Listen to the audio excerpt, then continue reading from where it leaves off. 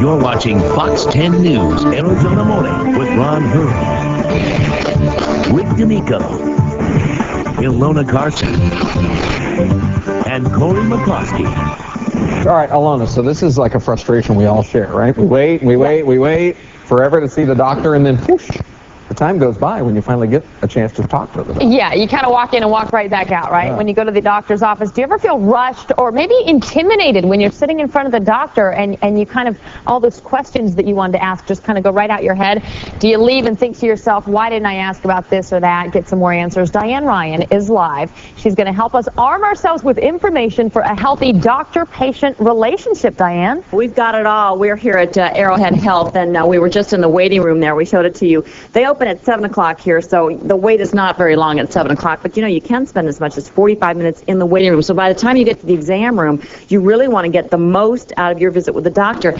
And time spent with doctors are getting smaller and smaller and smaller. It used to be 20 minutes, and now it can be anywhere from 8 to 15 minutes. So with me is Dr. Janice Johnston, and you have some tips for us on a good way to kind of get the most from your visits, because I'm sure you see a lot of people every day. How many patients do you see a day? It varies from day to day. We probably see anywhere between 28 to 30 people in a day. That's quite a bit. So you probably want people when they come in here to be able to provide you with a complete background and health history. That definitely helps. And, all those forms that you are required to fill out when you first come to the doctor's office really do help us a lot. It's helpful for the patient if they can get those forms ahead of time. That way you can make sure that those histories are complete. You know all your medications and strengths, what kind of surgeries you've had. So probably write that down, write those prescriptions down and the strength and all that kind of stuff. It's very helpful for you. Definitely, and if you can get that paperwork beforehand and do it at home, or with our office, you can get those things online and just download them and have them all ready when you come into the doctor's office. And I think one of the big beefs that a lot of doctors have is you want your patients to be honest with you, and that means honest about the smoking, the drinking, and bad habits. Definitely. We find people don't tend to be honest about those things very much. They, they're embarrassed if they drink. They're embarrassed to say how much they smoke. But, those things are really very helpful to let your doctor know exactly what you're doing. And you want also them to have a list of the symptoms and when they began. That's kind of important for you. If you have a list available, then your chances of forgetting when you get into the doctor's office really go down. Then we can scan through the list if you've got a number of different issues that you want to go through.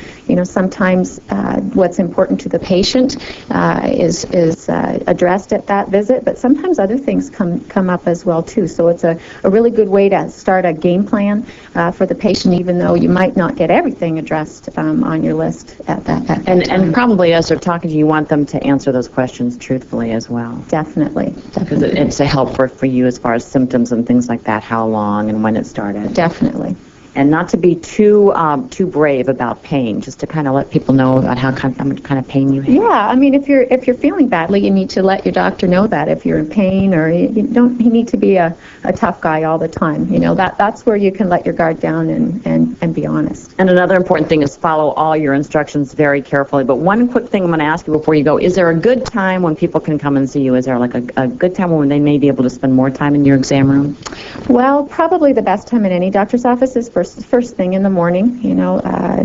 There's less chance of things happening, emergencies with other patients. The doctor's freshest in the morning, but we strive to keep on time. Doctors don't like to be behind either.